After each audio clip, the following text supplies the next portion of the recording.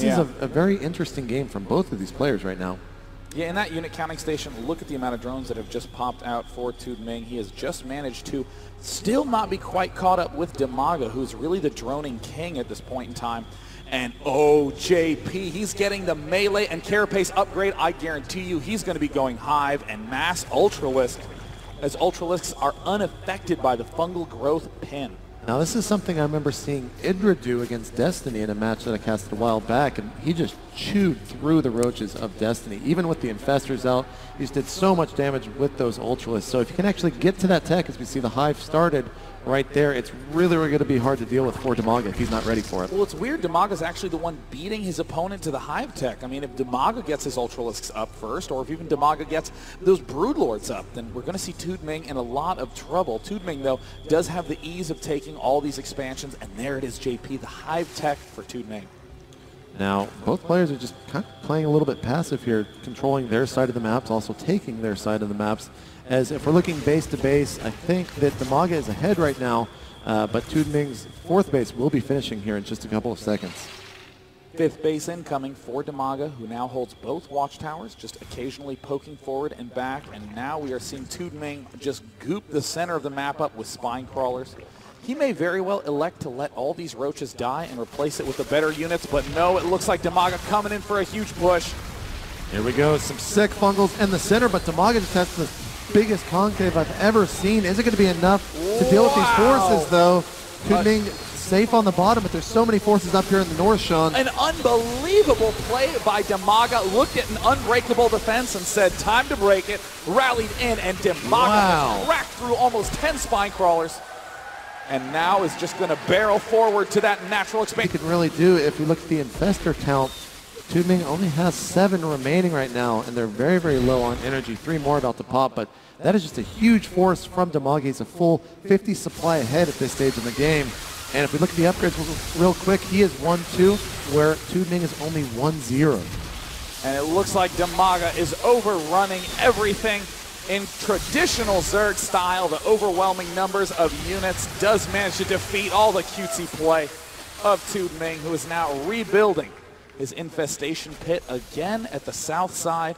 Looks like he is going to go in defense mode and try to turtle up. Maybe try to do some sort of magic with this Hive tech. And there it is, JP. He is getting the Ultraless Cavern.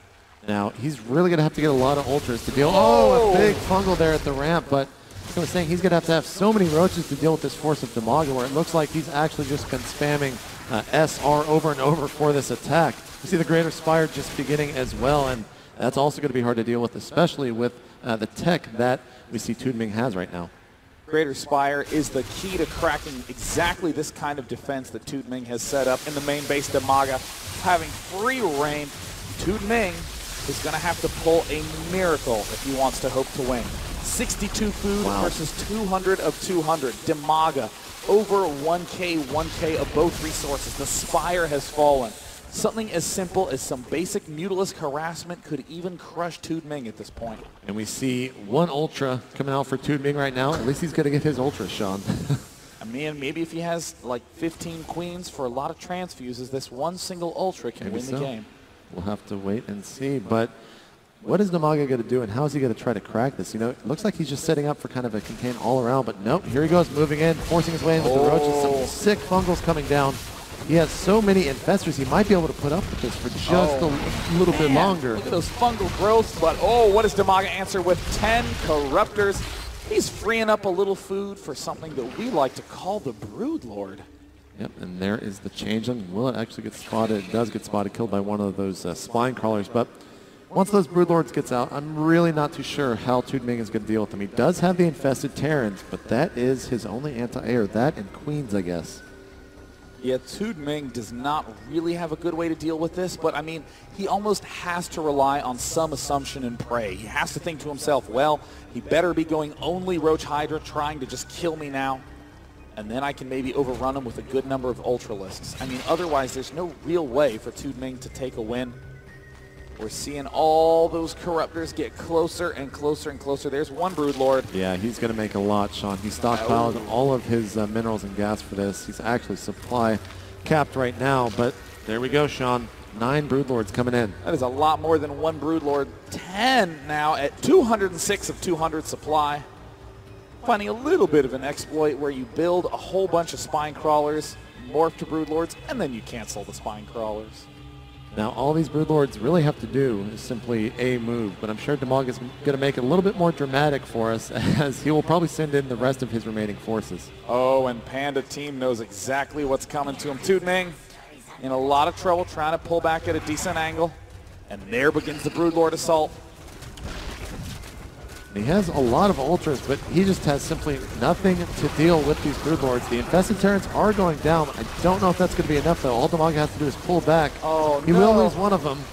He simply walks back, and look at how many blocking the ultras, actually, with the infested Terrans. Oh, no, the ultralists are locked behind the wall. Really infested Terrans, and there's the good game. Dimaga is going to take a very convincing game number 1. Much to the delight of the crowd. I mean, Dimaga's such a crowd favorite. I still remember when White Raw eliminated Dimaga at last year's BlizzCon, the way that Dimaga was just still so enthusiastic and well-mannered.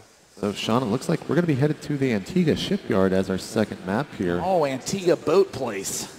Is that your name for this map, Sean? It is now. So we'll go ahead and get everyone invited. Now, I got to ask, Sean, how's your BlizzCon 2011 going? It's going great. How's yours? And also, how's yours, JP? It's going great, man. I had a chance to play the StarCraft 2 Heart of the Swarm multiplayer. I got to go back there, man. We actually have to stop casting. This is... I'm sorry, guys, but... Pull the headset off. For now, though, it is Antigua Shipyard, and I did want to note a little bit that ToodMing is playing a little bit like Dignitas's Killer did in the previous round, that unorthodox style. And Dimaga is very much so your straight-up, regular Roach Hydra-ing Zerg. And there's ToodMing with one of the most complicated jacket buttonings that I've ever seen. And there's Dimaga with the very standard Dimaga polo that he always wears from the mTw team. And there, indeed, it looks like his hands are cold. And this is a big problem a lot of players have, is cold fingers at events like this. Because when you get that much adrenaline in your system, then all of a sudden your arteries get constricted, and it's actually hard for the blood to get to the fingers. So players bring those heat packs that they crack that are just meant to warm the hands. This is very common, sitting on your hands. Right. And that is always one of the most important obstacles at a tournament, making sure your hands feel comfortable enough to just do what you want to do. Yeah, now usually at a lot of tournaments they don't have AC units in these player booths, but here at the BlizzCon 2011 they actually do have air conditioning in there where they can set to whatever temperature they want. So a lot of times over in Korea, especially in some of the pro leagues for StarCraft 1, they'll actually ask them what temperature the players want it set at. Yeah, and that's one of those like condition controls thing. I mean, for other tournaments where it's just an open tournament area, practicing for it doesn't just include the match, it includes making sure your conditions are changing, trying to see how you play when it's really hot, how you play when it's really cold. And I mean, excluding all the metagame stuff, how do you think that the actual Zerg vs. Zerg will be sort of panning out on Antigua Shipyard? You know, I'm really not too sure. A lot of it's going to come down to spawns, which is kind of what we saw, I believe. Was that in the Sin match? Yeah, so it really will come down to spawns as to what happens. But looking right now, it looks like, I think Dimaga was going to step out, use the restroom, which can't fault him for, man. Yeah, it's hard to play StarCraft 2 on a full bladder. Yeah, it's hard, man. So he'll be stepping out That's to the just restroom. Life. And I think ToodMing's actually watching that replay, which is a smart thing to obviously do, really study what happened and what went wrong. So I will say one of the absolute hardest things to ever do in a major tournament is to make an on-the-fly adjustment. And I actually think it's one of the most dangerous things that you can do. Sure. Let's say you're playing against someone who was really aggressive in Game 1 and you won. And then he was really aggressive in Game 2 and you lost.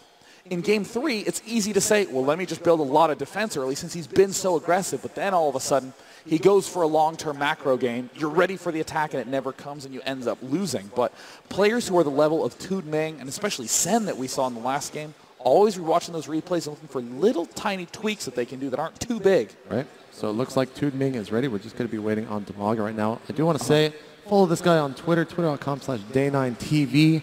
Check him out. You can see all the latest and greatest coming out of Day9 TV, which, I got to say, man, the Day9 Daily, it's good stuff. Does anyone watch the Daily?